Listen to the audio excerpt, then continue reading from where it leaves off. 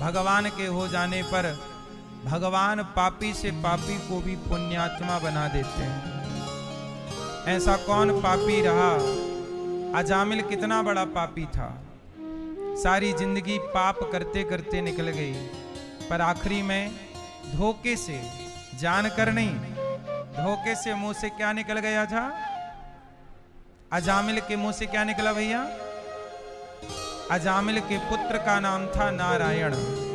तो बुलाया बेटे को, बेटा नारायण। तो बेटे ने नहीं सुना, क्योंकि नाम निकल गया।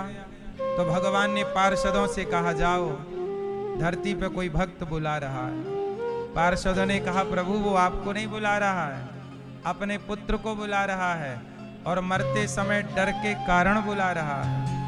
भगवान बोले, ये बताओ उसके बेटे का नाम नारायण कब पड़ा? बोले अभी 5 साल का है। तो 5 साल पहले पड़ा। भगवान बोले, मेरा नाम नारायण कब से पड़ा?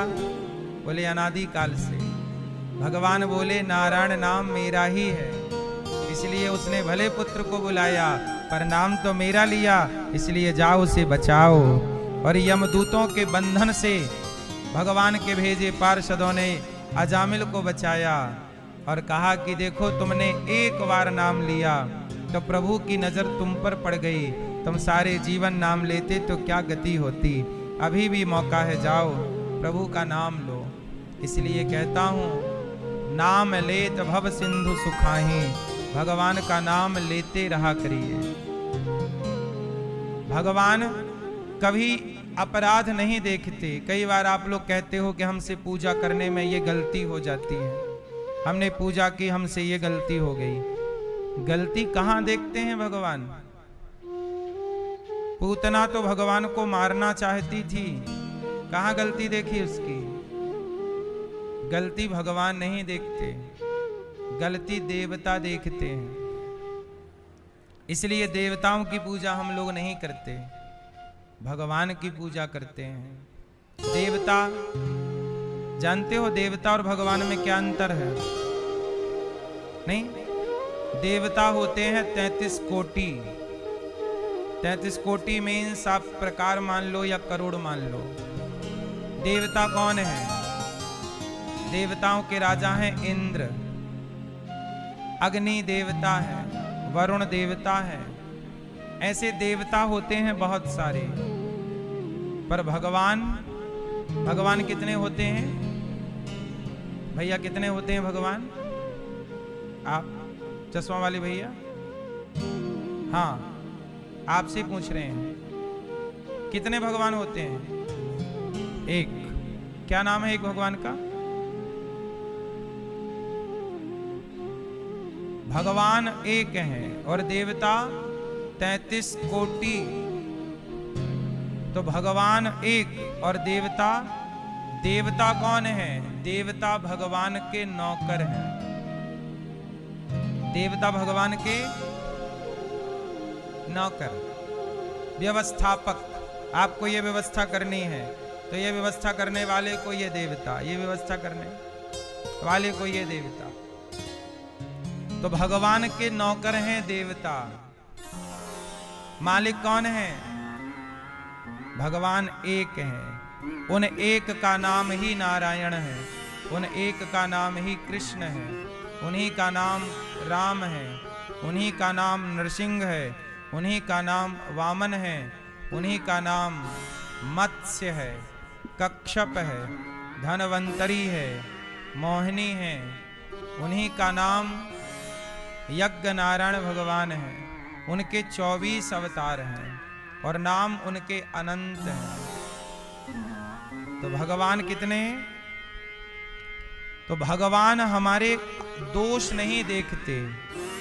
देवताओं के आगे गलती हो जाएगी तो देवता हमारे दोष देख लेते हैं। जैसे नंद बाबा वर्षों से इंद्र की पूजा करते थे, लेकिन भगवान कृष्ण बोले कि अब इंद्र की पूजा ना करो, गिरिराज जी की पूजा करो। तो जब इंद्र को पता लगा कि मेरी पूजा बंद कर दी और गिरिराज जी की पूजा स्टार्ट कर दी, तो इंद्र ने पूरे ब्रजमंडल को डुबाने के लिए मूसलाधार पानी बरसा दिया। देखो जरा, सारी जिंदगी पूजा की, पुरखों से पूजा चली आ रही है, बाप दादों से, और एक बार पूजा नहीं की तो इंद्र नाराज हो गए। मतलब देवता, उनकी पूजा करो तो अच्छे, ना करो तो नाराज। तो इंद्र ने मूसलाधार पानी बरसाया, जबकि इंद्र को सोचना चाहिए कि सारे जीवन भर पूजा किए हैं, एक बार नहीं की तो क्या बिगड़ रहा। नहीं, पानी बरसाओ, पूरे ब्रज को डुबाओ। तब भगवान की शरण में ब्रजवासी आए और तब भगवान ने गिरिराज जी को खेल ही खेल में उठाया। तब भगवान ने कहा कि बाबा देखो, तुम्हारे इंद्र की पूजा हर बार की, एक बार नहीं की, तो पानी बरसा रहा है डुबाने के लिए। और पहली बार तुम्हारी गिरिराज जी की तुमने पूजा की, तो गिरिराज जी तुम्हारी रक्षा के लिए देखो मेरी उंगली पर आ गए। ये भगवान है। इसलिए भगवान भगवान प्रभु जी मेरे अवगुण चित्त न धरो। भगवान कभी आपके अवगुण नहीं देखते, देवता अवगुण देख सकते हैं, है ना। भगवान अवगुण नहीं देखते। तो आपको देवता और भगवान में अंतर हमने बताया। इसलिए हमारे तुलसीदास जी ने कहा है कि और देवता चित्त ना धरई। देवताओं की पूजा करने की जरूरत, इसलिए सनातन में देवताओं की पूजा नहीं होती, भगवान की पूजा होती है। यज्ञों में पूजा होती है देवताओं की, यज्ञों में, यज्ञ में देवताओं का भी स्थान होता है, पर मंदिरों में पूजा भगवान की होती है। इसलिए हम लोग कलयुग में भगवान की पूजा ज्यादा होती है और अन्य युगों में देवताओं की पूजा ज्यादा होती है।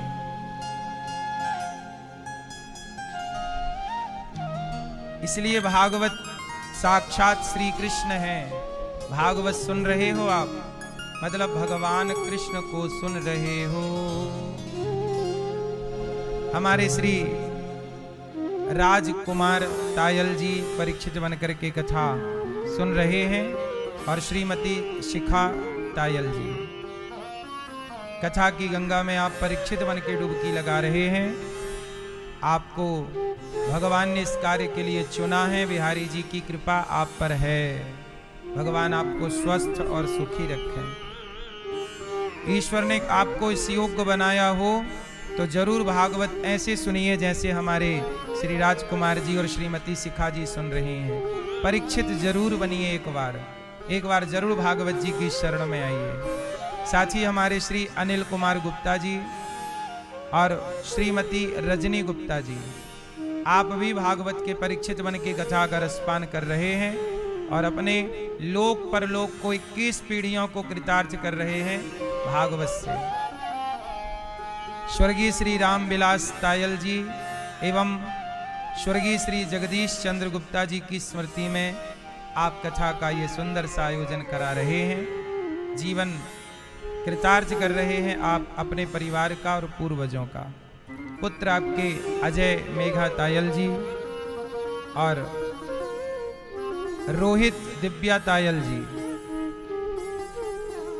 अनुश्री पल्लव गर्ग जी और राजश्री प्रखर प्रताप सिंह जी, रितिका गुप्ता जी, समस्त तायल एवं गुप्ता परिवार, आप हितकारी उपभोक्ता भंडार मोदी नगर गाजियाबाद नोएडा से आप आए हैं। सबका बहुत बहुत स्वागत, वंदन, अभिनंदन। यहाँ पर भागवत जी के पोथी पाठ भी चल रहे हैं। आप लोग भी भागवत जी के पोथी पाठ करा सकते हैं। 19 जुलाई से 25 जुलाई भागवत जी के पोथी पाठ होंगे। आप भी सुन सकते हैं, पाठ करा सकते हैं। कल हम लोगों ने कथा में सुना कि महाभारत के युद्ध में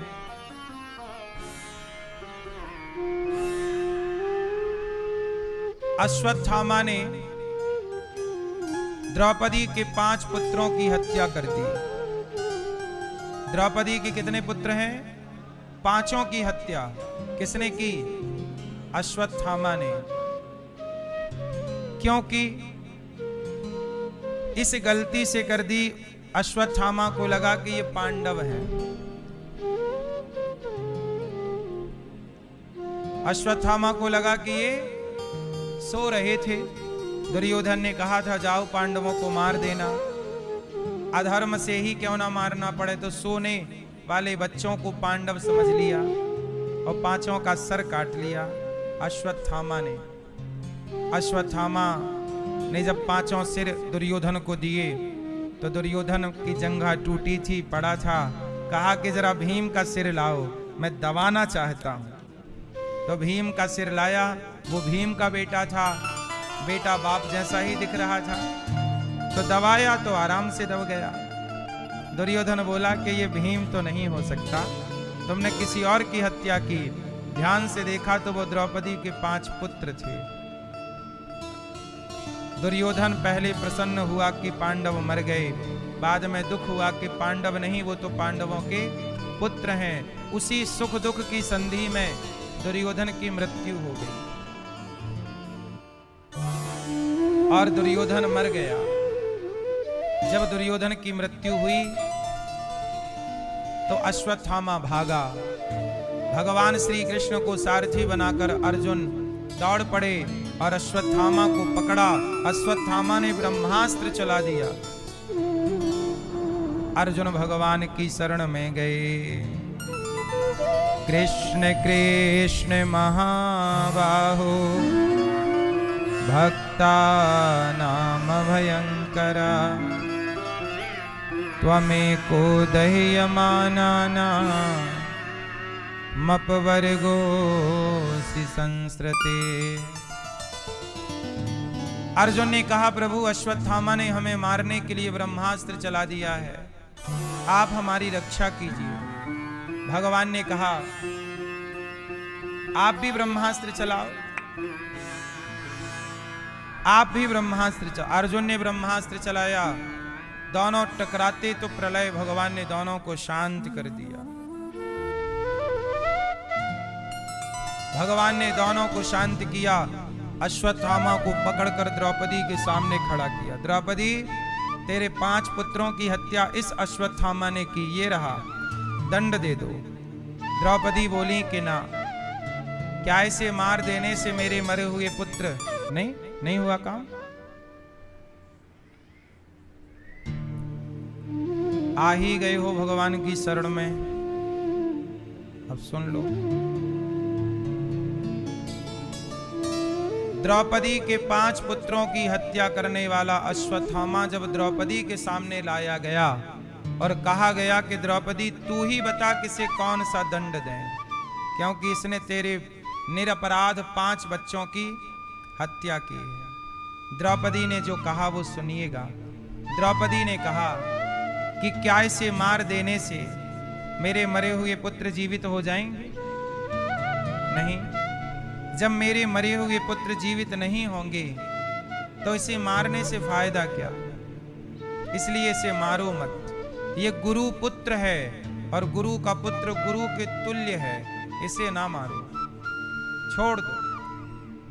अब अश्वत्थामा को उसके सिर की मणि निकालकर उसे छोड़ दिया गया। पर अश्वत्थामा के अंदर प्रतिशोध था कि इन्होंने मेरा अपमान किया है, इसलिए इन्हें दंड तो देना ही है। तो अश्वत्थामा ने क्या किया?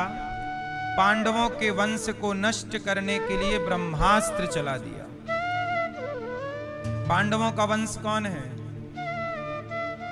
अभिमन्यु, जो कि महाभारत में मारे जा चुके हैं, पर अभिमन्यु की पत्नी उत्तरा वो गर्भवती है। अभिमन्यु की पत्नी क्या है? उनके पेट में जो बच्चा था उस गर्भ के बच्चे को मारने अश्वत्थामा ने ब्रह्मास्त्र दौड़ा गया।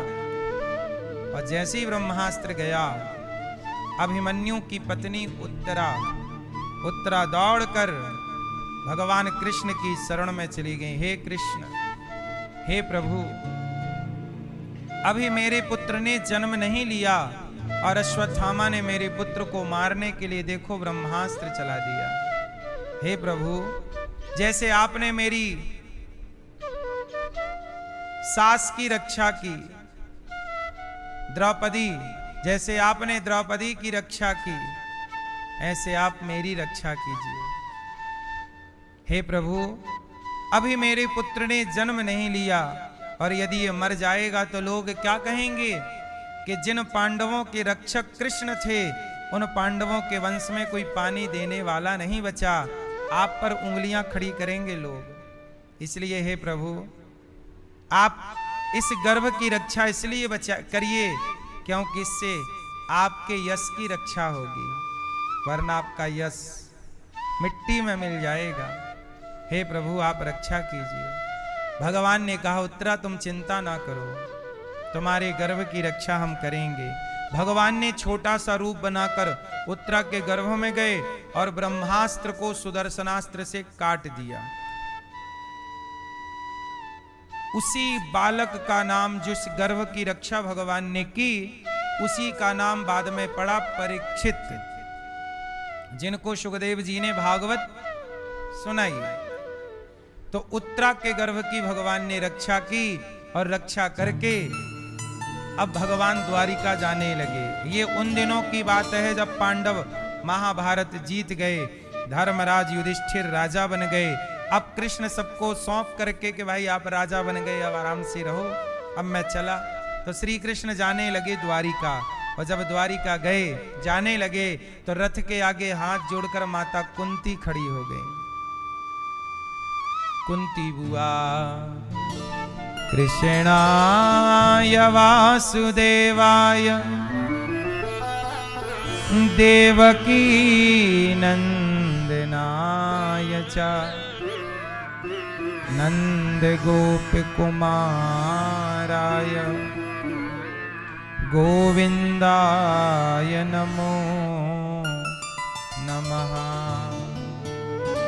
आज कुंती बुआ ने हाथ जोड़कर कहा, श्याम सुंदर। जैसी रथ के आगे खड़ी हुई तो भगवान रथ से उतरे और कुंती बुआ के पास आए। बुआ क्या हुआ, ये हाथ काहे को जोड़ी हो बुआ? बुआ बोली, कन्हैया आज तक मैं आपको अपना बेटा मानती रही, अपना भतीजा मानती रही, पर अब मुझे समझ आ गई है कि ना आप मेरे पुत्र हो ना भतीजे हो, आप तो केवल मुझे यश सम्मान देने के लिए बुआ बुआ कहते रहते हो। आप भगवान हो, आप ईश्वर हो, आपको ये लोग पहचान नहीं पा रहे हैं। आप मनुष्य रूप में भगवान हैं। मैं पहचान गई प्रभु, आप मेरा मार्गदर्शन कीजिए। भगवान बोले, बुआ चाहती क्या हो? कुंती बुआ बोली, श्याम सुंदर, आज तक मैंने जीवन में बहुत कष्ट उठाए हैं और आज मेरा बेटा जब राजा बना तो मुझे थोड़ा सा डर लग रहा है। क्या बुआ, अब तो बेटा राजा हो गया है, अब तो डर की कोई बात नहीं है ना कन्हैया। डर इस बात का है कि अब तो मेरे जीवन में कोई दुख ही नहीं है, कोई संकट ही नहीं है, और जब संकट नहीं है, कोई दुख नहीं है, तो फिर आप बचाने के लिए कैसे आओगे? जब जब संकट था, जब जब दुख आया, तब तब आप आ गए मुझे बचाने के लिए। अब तो कोई दुख नहीं है, कोई संकट नहीं है, अब डर इस बात का है कि मुझे सुखी बनाकर कहीं आप मेरे से दूर ना चले जाओ। इसलिए आज मैं आपसे एक चीज मांगती हूं। क्या बुआ?